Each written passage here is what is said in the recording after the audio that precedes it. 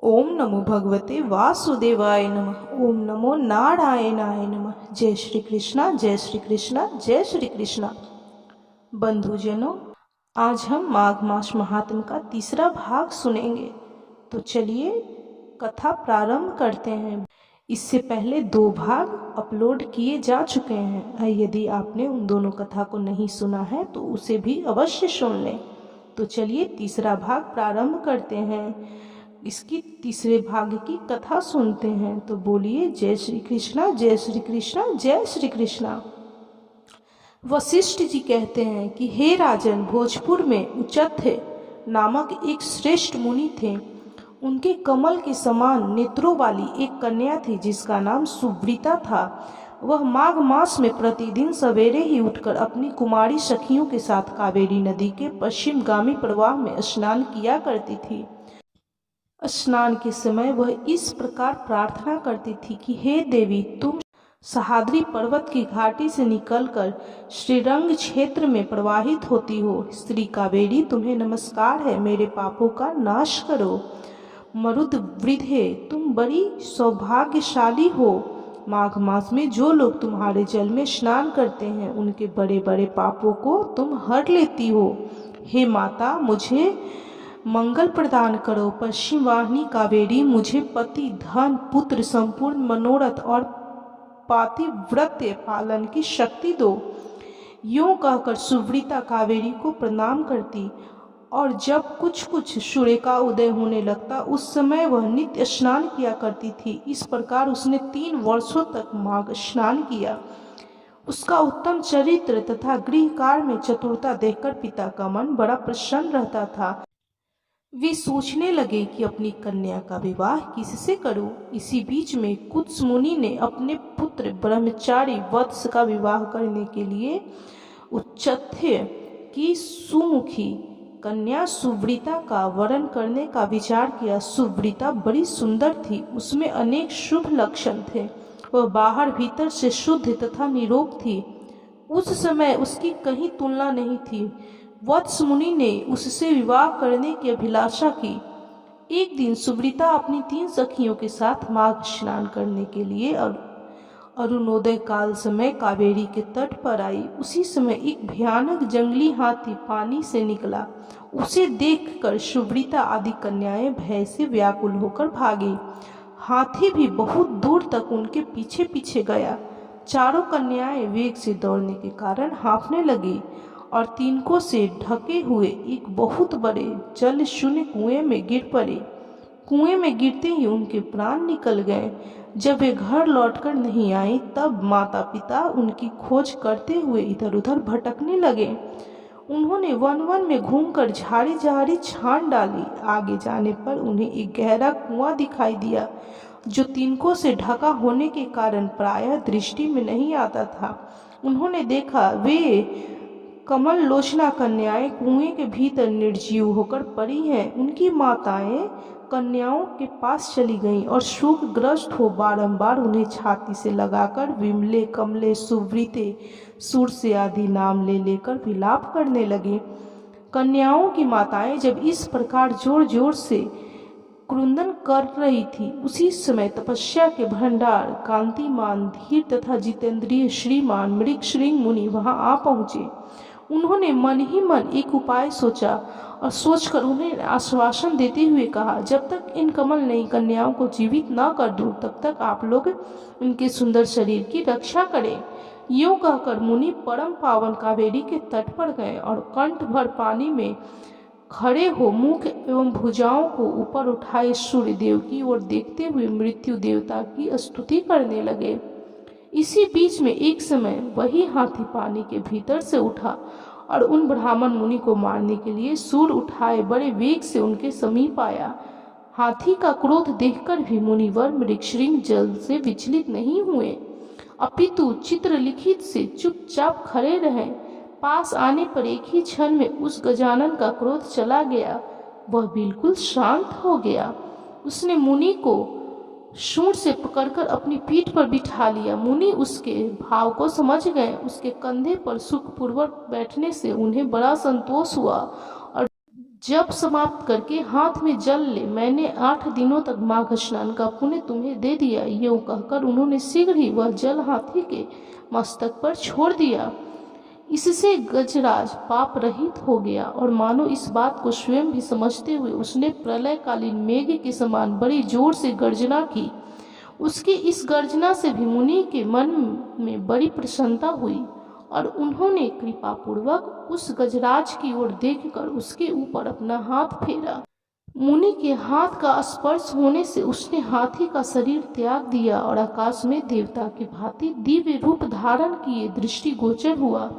उस रूप में उसे देखकर मुनि को बड़ा विस्मय हुआ। तब दिव्य रूपधारी उस जीव ने कहा, उस हाथी ने कहा कि हे मुनीश्वर, मैं कृतार्थ हो गया, क्योंकि आपने मुझे अत्यंत निंदित एवं पापमयी पशु योनि से मुक्त कर दिया।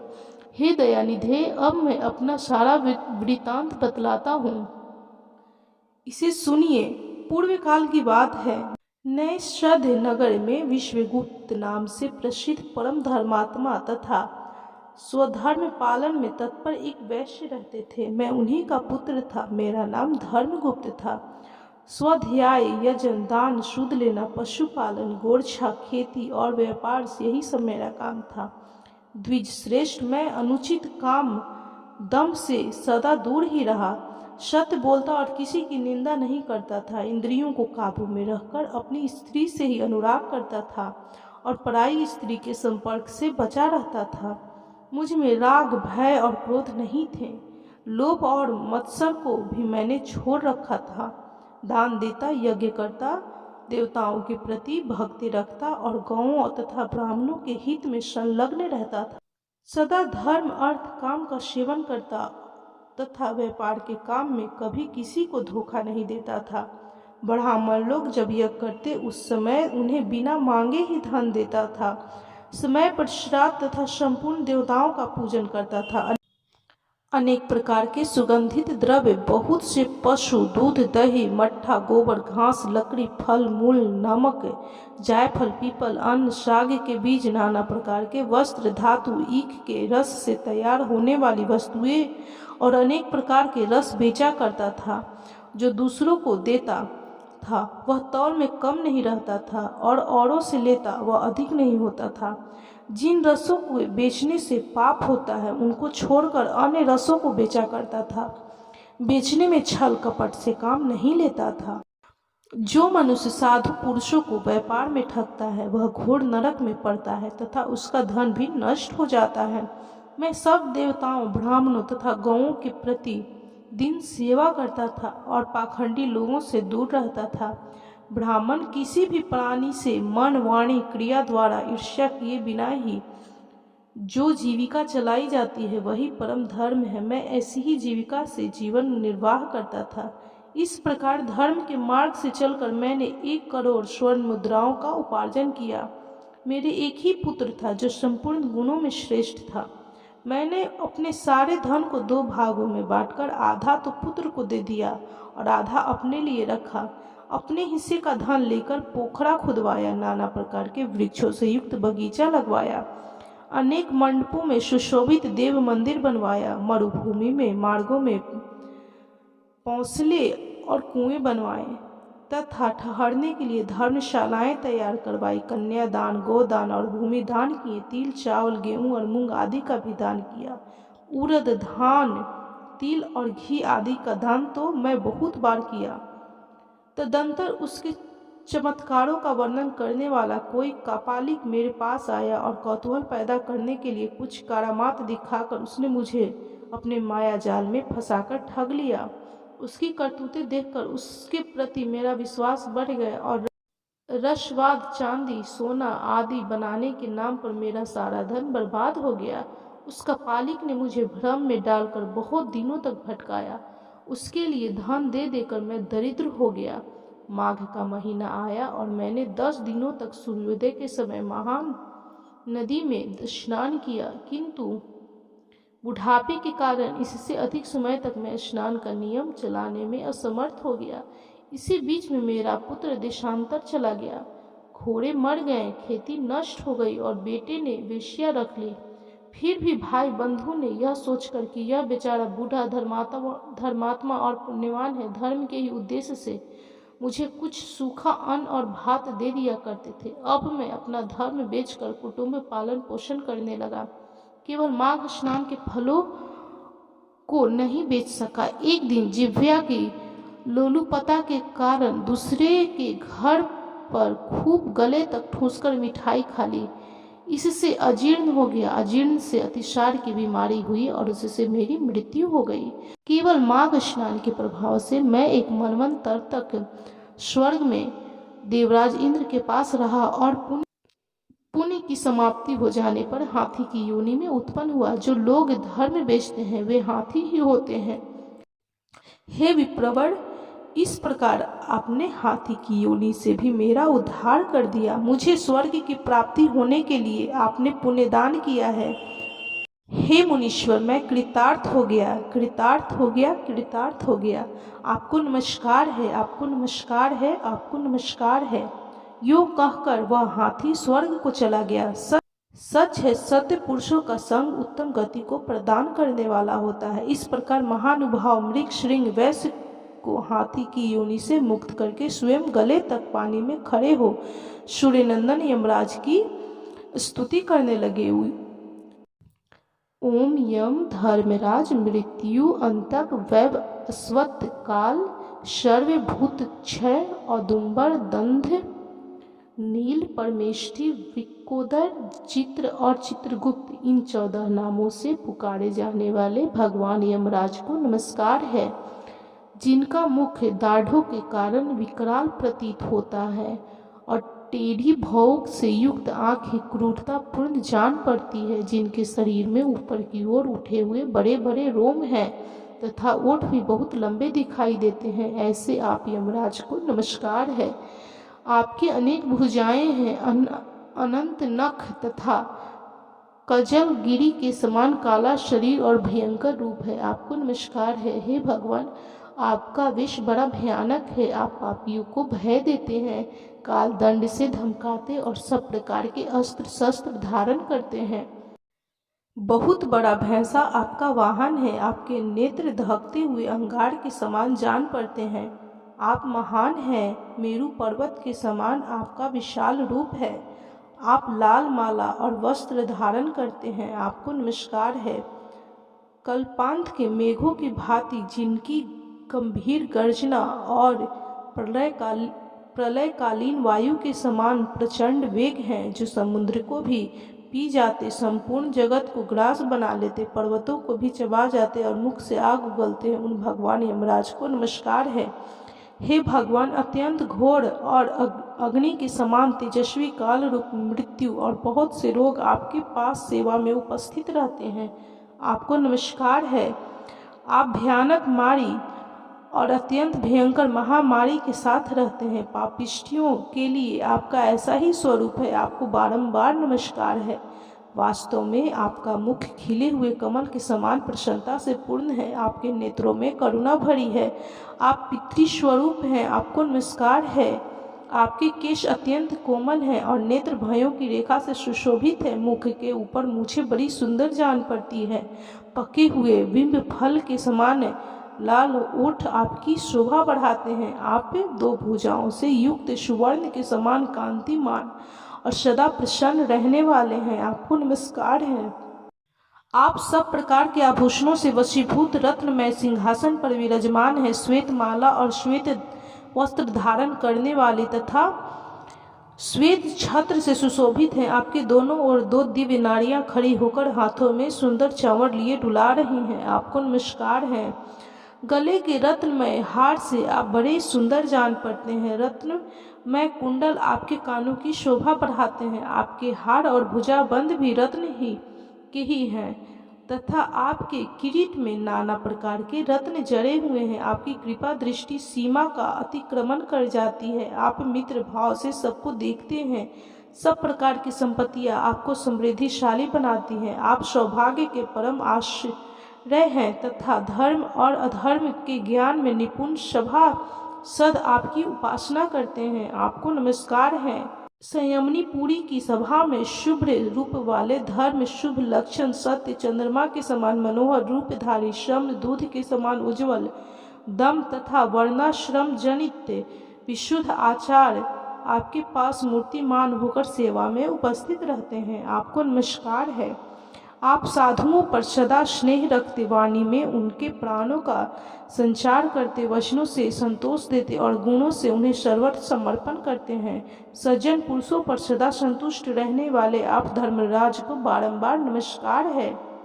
जो सबके काल होते हुए भी शुभ कर्म करने वाले पुरुषों पर कृपा करते हैं, जो पुण्य आत्माओं के हितैषी, सत्य पुरुषों के संगी, संयम पुरी के स्वामी, धर्मात्मा तथा धर्म का अनुष्ठान करने वालों के लिए प्रिय उन धर्मराज को नमस्कार है, जिसकी पीठ पर लटके हुए घंटों की ध्वनि से सारी दिशाएं गूंज उठती हैं तथा जो ऊंचे ऊंचे सींगों और फुफकारों से के कारण अत्यंत भीषण प्रतीत होता है। ऐसे महान भैंसे पर जो विराजमान रहते हैं तथा जिनकी 8 बड़ी बड़ी भुजाएं क्रमशः नाराज, शक्ति, मूसल, खड़ग, गदा, त्रिशूल, पाश और अंकुश से सुशोभित है, उन भगवान यमराज को बारंबार प्रणाम है, जो 14 शत पुरुषों के साथ बैठकर जीवों के शुभाशुभ कर्मों का भली भांति विचार करते हैं, साक्षियों द्वारा अनुमोदन कराकर उन्हें दंड देते हैं तथा संपूर्ण विश्व को शांत रखते हैं। उन दक्षिण दिशा के स्वामी शांत स्वरूप यमराज को नमस्कार है, जो कल्याण स्वरूप भयहारी, शौच, संतोष आदि नियमों में स्थित मनुष्यों के नेत्रों को प्रिय लगने वाले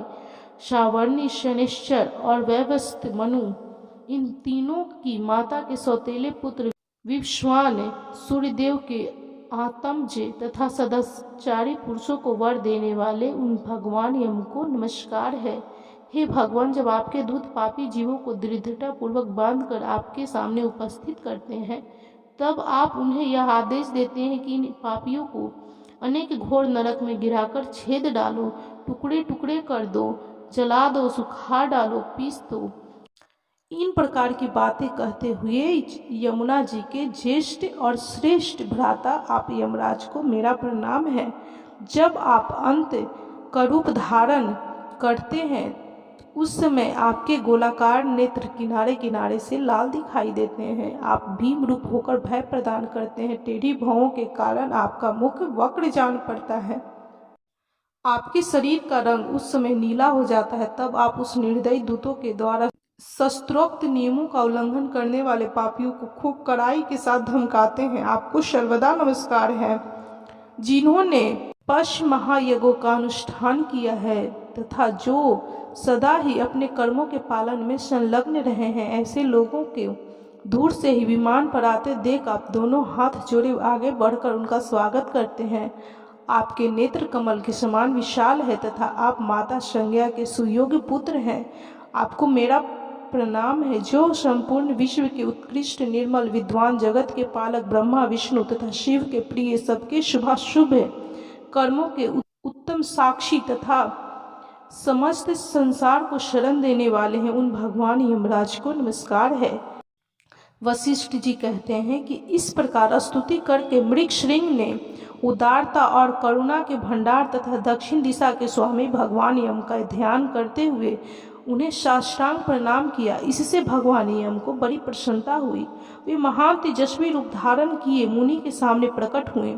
उस समय उनका मुख कमल के प्रसन्नता से खिला हुआ था और किरीट, हार, केयूर तथा मणिमय कुंडल धारण करने वाले अनेक सेवक चारों ओर से उनकी सेवा में उपस्थित थे। यमराज ने कहा कि हे मुने, मैं तुम्हारे इस स्तोत्र से बहुत प्रसंतुष्ट हूँ और तुम्हें वर देने के लिए यहाँ आया हूँ। तुम मुझसे मनोवांछित वर मांगो, मैं तुम्हें अभीष्ट वस्तु प्रदान करूँगा। उनकी बात सुनकर मुनीश्वर श्री नृसिंह ऋषि उठकर खड़े हो गए। यमराज को सामने उपस्थित देख उन्हें बड़ा विस्मय हुआ। उनके नेत्र प्रसन्नता से खिल उठे। कृतांत को पाकर उन्होंने अपने को सफल मनोरथ समझा और हाथ जोड़कर कहा कि हे भगवान, इन कन्याओं को प्राण दान दीजिए। मैं आपसे बारंबार यही याचना करता हूँ। मुनि का कथन सुनकर धर्मराज ने अदृश्य रूप से उन ब्राह्मण कन्याओं को उनके शरीर में भेज दिया। फिर तो सोकर उठे हुए भांति वे कन्याएं उठ खड़ी हुईं। अपनी बालिकाओं को सचेत होते देख माताओं को बड़ा हर्ष हुआ। कन्याएं पहले की ही भांति अपना अपना वस्त्र पहनकर माताओं को बुला उनके साथ अपने घर गईं।